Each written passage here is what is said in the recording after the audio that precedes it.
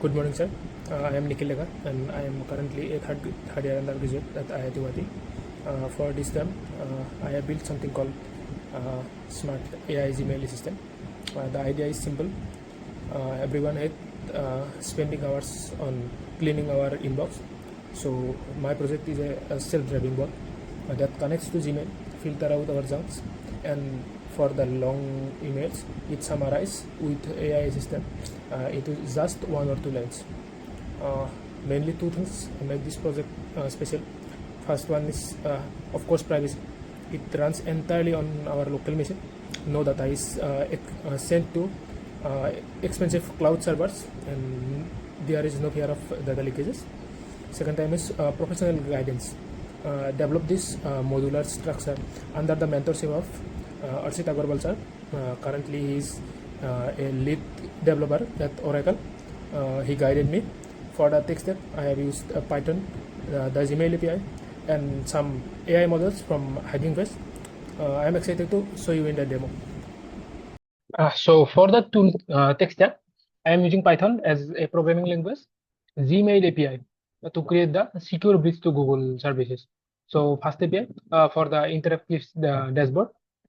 Hugging Face, this is the AI brain that does the summarization. I can say here are the models. We will use some kind of specific models for that purpose. Then SQL models and SQLite. This is my digital logbook to store all the activities like it is my database and the request module. So now the data set. So for this problem, my dataset is not a static file. It is live in my Gmail. So I sourced my own unread email. I have tested it with a batch size of 50 emails. So raw email are full of garbage code like HTML, text, and CSS. I wrote a cleaning function to strip all that away so that the AI can see the plain text of the message. So let's show you the code. So here sanitize input. So this function actually will sanitize the input. I am using regex module. So so it will sanitize everything and normalize the white spaces also, and the summarize text. So cleaned here will be sanitize the input in this function. If not cleaned, and we will return not enough content to summarize. And length of cleaned if greater than 2000, then we will take first 2000 records, then payload, and then we post the response to our AI model. So API URL. So you can see in API URL we are using BART large CNN Samsung.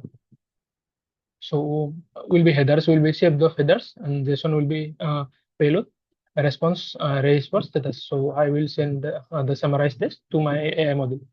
So in summary, you can see response.this.json.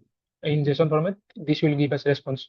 So let me show you the database.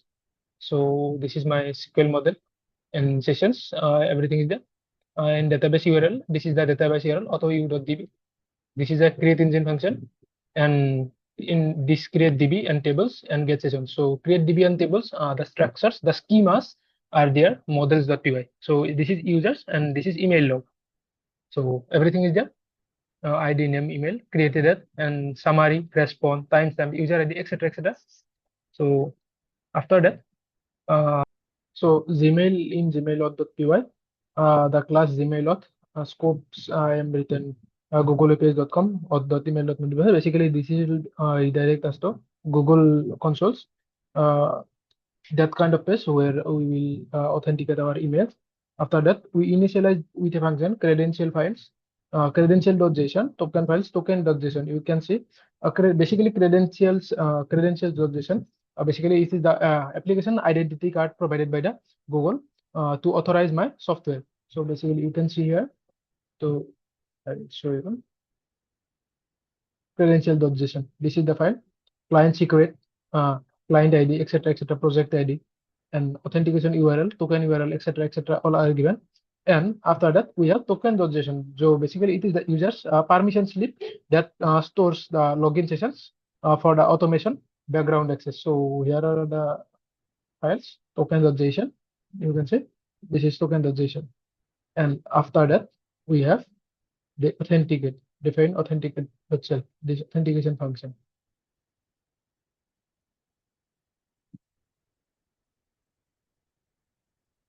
Then we will authenticate. This is the authentication part. Exact handshake process of Gmail API authentication. This part.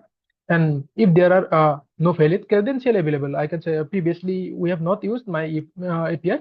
Then we will first time login. We did install upload from client secret files. So that secret files will be there. Credential.json.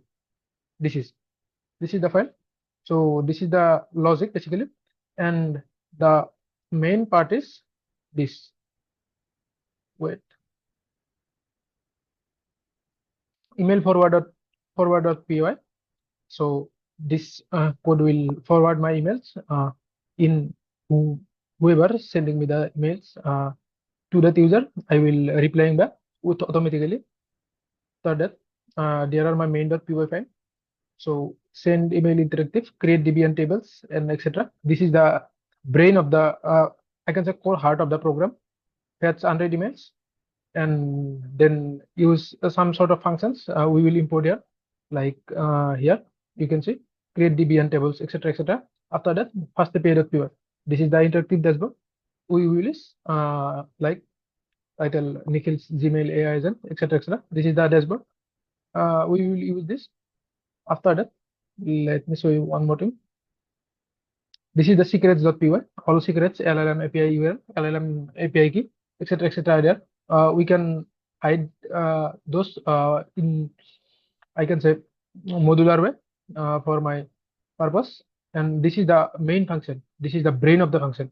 Fetch unread emails. It will fetch unread emails. Initialize first gmail.auth get service, and from summarizer here. This is summarizer.py. We will import summarizer. So after that, see here priority keywords. There are priority keywords, important referral opportunities, etc., etc. If sender saying this kind of emails, then we will automatically forward those emails in our AI bundle.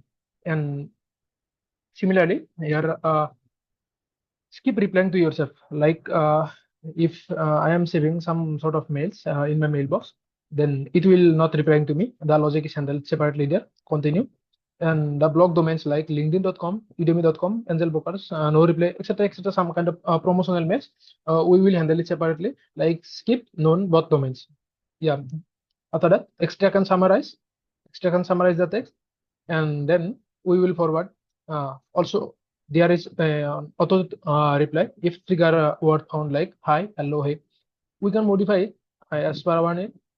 So respond, etc. You can say log email.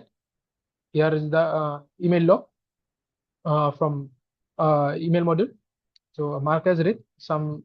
So those mails who are who may those mails that we have not read, that will be marked as read.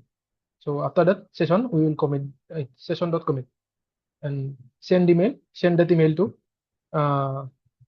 the reply of the email to that specific user. That we will extract the bodies also. This function I have used in this function inside function. So after that, forward email, and that's it. So now, yeah, Gmail API setup I have given it there. How can you set up the API? So in Bash, in Ubicorn, we can run this also. Trigger logic is given there also. How it works, etc. also are given. Architecture also are given. So since this is an automated tool, my matrices are followed on efficiency and accuracy. So filter accuracy is 100%. Every bot I mailed, I wanted to block, was blocked specifically, and it takes about 5 to 10 seconds, depends on the length of the content to process the email. This is much faster than a human review, and the cost is totally free. Since we are using this in local, because everything runs on my local laptop, so no cloud cost, etc., are involved here. The project structure is also given. In summary, these projects create a private and free AI assistant for our inbox. So with Arshita Agarwal sir, who is in lead software developer in Oracle, we are discussing that we will optimize to low level. So rewrite the core logic in a very lower level format. So we can make it closer, more and more closer to the hardware. After that, we will give some kind of sentiment analysis. So here I am giving an example. Let's say if a recruiter approaches with formal inquiry like hi, hello, etc., etc., uh, responding them automatically with hi will be, I can say, not appropriate. So we will aim to implement context-aware sentiment analysis. That will be our primary aim. Uh, for database scalability, while SQLite is perfect for a single user, but we will migrate from SQLite to Postgres or some kind of vector database for semantic searches. After that, uh, the modular to hexagonal architecture. We will keep the tool and adapters from the core business logic away. So that if someone want to migrate from, let's say today he is using PostgreSQL, next he want to use some sort of MongoDB, just one or two line of code will be sent in ports slash adapters files, and without touching the core business logic, everything will be perfectly fine. So within two line they can migrate. So that will be our fourth step. Yeah, this is my specific project. Special thanks to my Arshita Agarwal sir, lead developer at Oracle. Thank you.